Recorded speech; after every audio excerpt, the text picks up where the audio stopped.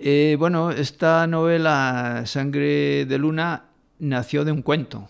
Yo no tenía pensado escribir una novela, aunque ya tuviera en mente la idea de empezar a escribir obras largas. Yo, pues hasta ahora, hasta esa fecha, que fue el año 2001, no había publicado novela. Había hecho trabajos editoriales por encargo, libros de divulgación, y había escrito cuentos, y había publicado cuentos, y había escrito y he escrito muchísima poesía hasta ese momento, ¿no? Entonces, pues escribí uno de los cuentos cortos que escribí, pues era Sangre de Luna. No era el título Sangre de Luna, fue posterior.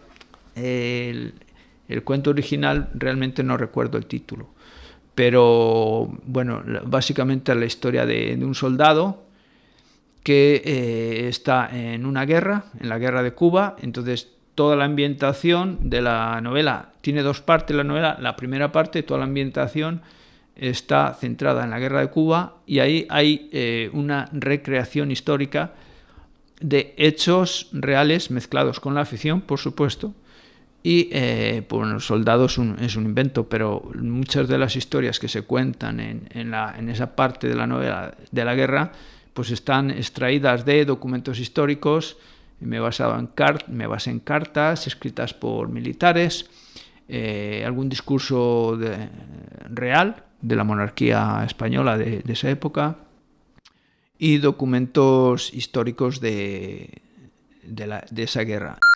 En esa época España estaba terminando de perder lo que entonces se llamaban las colonias, ¿no? O sea, bueno, pero es que había sido un imperio, como ha habido tantos imperios en la historia de la humanidad, ¿no? O sea, luego se pueden hacer lecturas sobre si eso... No, con la perspectiva de hoy yo de luego no analizo nada, no critico, ni analizo, sino observo y cuento.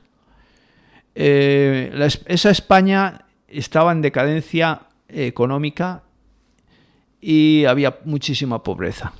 Entonces, y luego había grupos de poder que siempre han existido, en este caso los caciques, y luego la guerra forzada, ¿no? A la que se enviaban a soldados, que igual que había oficiales de profesión, había soldados que eran de reclutamiento, ¿no? Entonces esa España eran los restos de un imperio. Ya quedaba Cuba y Filipinas. Había tenido, digamos, entre comillas, posesión de América, de las Filipinas, algunas colonias en África, etcétera, ¿no? Entonces, bueno, en Centro Europa, España es que, como decía el dicho, no se ponía el sol, ¿no? Porque siempre había algún territorio de España iluminado por el sol. Ramón y Cajal estuvo en la guerra de Cuba, por ejemplo.